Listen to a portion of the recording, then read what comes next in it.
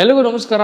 Romantic family drama of 1970s. ಅದು ಮೈಸೂರು ಅಂತ ಸಿಟಿನ use ಮಾಡಿಕೊಂಡು ಇದರಲ್ಲಿ ಶೂಟಿಂಗ್ ಮಾಡಿದ್ದಾರೆ. ಈ ಸರಳಾ ಸುಬ್ಬಾರಾವ್ ಈ ಟೈಟಲ್ ಕೇಳ್ಬಿಟ್ಟು ನಾನು ಏನಿದು ಸರಳಾ ಸುಬ್ಬಾರಾವ್, ಓಕೆ, ಇದರಲ್ಲಿ ಸರಳಾ ಅನ್ನೋ ಒಂದು ಹೆಂಡತಿಯ ಕ್ಯಾರೆಕ್ಟ್ರು, ಸುಬ್ಬಾರಾವ್ ಅನ್ನೋ ಒಬ್ಬ ಗಂಡ.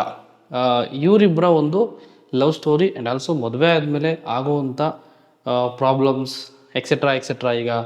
ಈಗ ನಾನು ಮದುವೆ ಆಗಿದ್ದೀನಿ, ಪ್ರಾಬ್ಲಮ್ಸ್ ಹೆಂಗೆ ಬರುತ್ತೆ ಮದುವೆ ಆದಮೇಲೆ ಅನ್ನುವಂಥದ್ದು.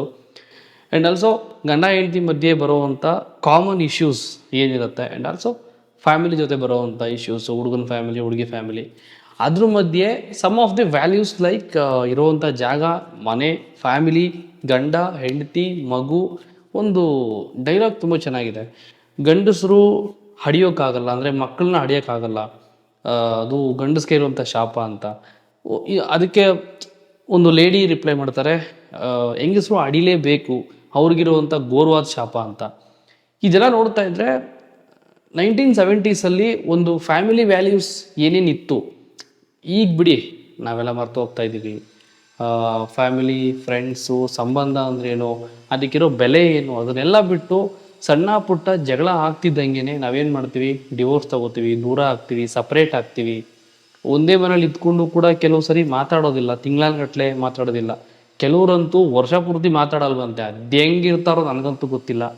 ಇದನ್ನೆಲ್ಲ ಒಂದು ಒಳ್ಳೆ ರೀತಿಯಲ್ಲಿ ಜನಗಳಿಗೆ ಹೆಂಗೆ ಹೇಳ್ಬೋದು ಅನ್ನೋಕ್ಕೆ ಥಿಯೇಟ್ರಿಗೆ ಬಂದು ಜನಗಳಿಗೊಂದು ಮೆಸೇಜ್ ಕೊಡ್ಬೋದಾ ಅನ್ನೋ ಪ್ರಯತ್ನ ಇರ್ಬೋದಾ ಅಂತ ನನಗನ್ನಿಸ್ತಾ ಇದೆ.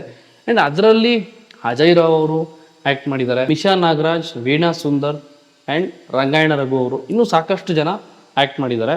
ನನಗೇನು ಖುಷಿ ಅಂತಂದರೆ, ಇತ್ತೀಚೆಗೆ ಕೆಲವು ಸಿನಿಮಾಗಳು ಏನು ಹೇಳುತ್ತೆ, ಆಗಿನ ಕಾಲಕ್ಕೆ ಹೆಂಗಿತ್ತು ಆ್ಯಂಡ್ ಒಂದು 20-30 ವರ್ಷದ ಒಳಗೆ ಆ್ಯಂಡ್ 20-30 ವರ್ಷದ ಕೆಳಗಡೆ ಹೆಂಗಿತ್ತು ಒಂದು ಫ್ಯಾಮಿಲಿ ವ್ಯಾಲ್ಯೂಸು, ಆ್ಯಂಡ್ ಆಲ್ಸೋ ಒಂದು ಸೆಂಟಿಮೆಂಟಲ್ ಥಿಂಗ್ಸ್. ಈಗ ನಾವೆಲ್ಲ ಎಮೋಷನ್ ಆಗ್ತೀವಿ, ಮತ್ತು ಸಿಟ್ಟು ಬರುತ್ತೆ, ಅದನ್ನೆಲ್ಲ ಈಗಿನ ಕಾಲಕ್ಕೆ ತಕ್ಕನಂಗೆ ಸಿನಿಮಾಗಳಲ್ಲಿ ಬೇರೆ ರೀತಿ ತೋರಿಸ್ತಾರೆ. ಬಟ್ ಹಳೆ ಕಾಲಕ್ಕೆ ತಕ್ಕನಂಗೆ ತೋರಿಸ್ಬೇಕು ಆ ಸಿನಿಮಾದಲ್ಲಿ ಅಂತಂದರೆ ನಾವು ಹಳೇ ಸಿನಿಮಾಗಳನ್ನೇ ನೋಡಬೇಕು. ಓಲ್ಡ್ ಇಸ್ ಗೋಲ್ಡ್ ಅಂತೀವಿ. ಅದೇ ರೀತಿ ಒಂದು ಫ್ಯಾಮಿಲಿ ಕಥೆನ, ಒಂದು ರೊಮ್ಯಾಂಟಿಕ್ ಫ್ಯಾಮಿಲಿ ಡ್ರಾಮಾನ 1970s ಕಥೆಯಲ್ಲಿ ಹೇಳಬೇಕು ಅಂತ ಡೈರೆಕ್ಟ್ರು ಪ್ರಯತ್ನ ಮಾಡ್ತಾ ಇರೋಂಗಿದ್ದಾರೆ. ಅಜಯ್ ರಾವ್ ಅವ್ರು ಬಂದ್ಬಿಟ್ಟು ಅವ್ರ ಕ್ಯಾರೆಕ್ಟರ್ನ of course is very finest actor in KFI, one of the best actor ಅಂತಲೇ ಹೇಳ್ಬೋದು. ಎಕ್ಸ್ಕ್ಯೂಸ್ ಮೇಲೆ ಇಂಪ್ರೂವ್ ಮಾಡ್ಕೊಂಡ್ಬಿಟ್ಟಿದ್ದಾರೆ ಅದನ್ನು ಅವರು. ಆ್ಯಂಡ್ ಬರ್ತಾ ಬರ್ತಾ ಬರ್ತಾ ಬೇರೆ ಸಿನಿಮಾಗಳು ಇತ್ತೀಚೆಗೆ ರಾಧೇಯ ಅಂತ ಬಂತು, ಕೃಷ್ಣಲೀಲಾ ಅಂತ ಬಂತು, ಕೃಷ್ಣನ್ ಲವ್ ಸ್ಟೋರಿ ಅಂತ ಬಂತು. ಅವ್ರನ್ನ ಅಜಯ್ ರಾವ್ ಅನ್ನೋದಕ್ಕಿಂತ ಕೃಷ್ಣ ಅಂತಲೇ ಗುರುತಿಸೋಕ್ಕೂ ಶುರು ಮಾಡಿಬಿಟ್ಟಿದ್ರು.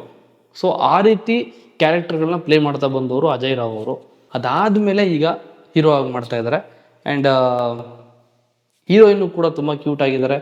ಆ್ಯಂಡ್ ಆಗಿನ ಕಾಲಕ್ಕೆ ಅಂದರೆ 1970sಗೆ ತಕ್ಕಂತೆ ಒಂದು ಕಾಸ್ಟ್ಯೂಮ್ ಹಾಕಿದ್ರೆ ಅಜಯ್ ರಾವ್ ಅವ್ರು ಹೆಂಗೆ ಕಾಣ್ತಾರೆ ಮತ್ತು ಹೀರೋಯಿನ್ ಹೆಂಗೆ ಕಾಣ್ತಾರೆ, ಇಬ್ಬರದು ಅಪಿಯರೆನ್ಸ್ ತುಂಬ ಚೆನ್ನಾಗಿದೆ. ರಂಗಾಯಣ ರಘು ಅವರು ಪೇಟ ಗೀಟ ಹಾಕ್ಕೊಂಡು ಕೋಟು ಗೀಟ ಹಾಕ್ಕೊಂಡು ಮಿಂಚ್ತಾ ಇದ್ದಾರೆ.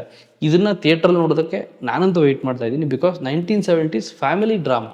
ನಮ್ಮ ಅಪ್ಪ ಅಮ್ಮ, ನಮ್ಮ ಅಜ್ಜಿ ತಾತ ಅವರೆಲ್ಲ ಕಥೆಗಳು ಹೇಳೋರು, ಅವಾಗ ಹಿಂಗಿತ್ತು ಹಂಗಿತ್ತು. ಅದನ್ನು ಸಿನಿಮಾ ರೂಪದಲ್ಲಿ, ಅಂದರೆ ನಾವು ಅದನ್ನು ನೋಡೋಕ್ಕಾಗಿಲ್ಲ, ಕೇಳಿಸ್ಕೊಂಡಿದ್ದೀವಿ. ಅದನ್ನು ಸಿನಿಮಾ ರೂಪದಲ್ಲಿ ಈಗ ನೋಡ್ಬೋದು ಅಂತಂದರೆ ನಾನಂತೂ ನೋಡ್ತೀನಿ. ಈ ಸಿನಿಮಾ ರಿಲೀಸ್ ಆಗ್ತಿರೋದು ಬಂದ್ಬಿಟ್ಟು ಫೆಬ್ರವರಿ 12ನೇ ತಾರೀಕು, ಅಂದರೆ ಇದೇ ತಿಂಗಳು 12ಕ್ಕೆ ಈ ಸಿನಿಮಾ ರಿಲೀಸ್ ಆಗ್ತಾ ಇದೆ. ನಿಮ್ಮ ನಿಯರೆಸ್ಟ್ ಥಿಯೇಟ್ರಲ್ಲಿ ಹೋಗಿ ನೋಡಿ ಅಂತ ಹೇಳ್ತಾ, ಈ ಟ್ರೈಲರ್ ನೀವಿನ್ನೂ ನೋಡಿಲ್ಲ ಅಂತಂದರೆ trailer link will be in description. ಒಂದ್ಸರಿ ಹೋಗಿ ಚೆಕ್ ಮಾಡಿ, ಟ್ರೈಲರ್ನ ನೋಡಿ. ಆ್ಯಂಡ್ ನನ್ನ ವಿಡಿಯೋಗೆ ಕಮೆಂಟ್ ಹಾಕಿ, ಮತ್ತು ಇನ್ನೊಂದು ವಿಡಿಯೋ ಸಿಗ್ತೀನಿ. And stay tuned.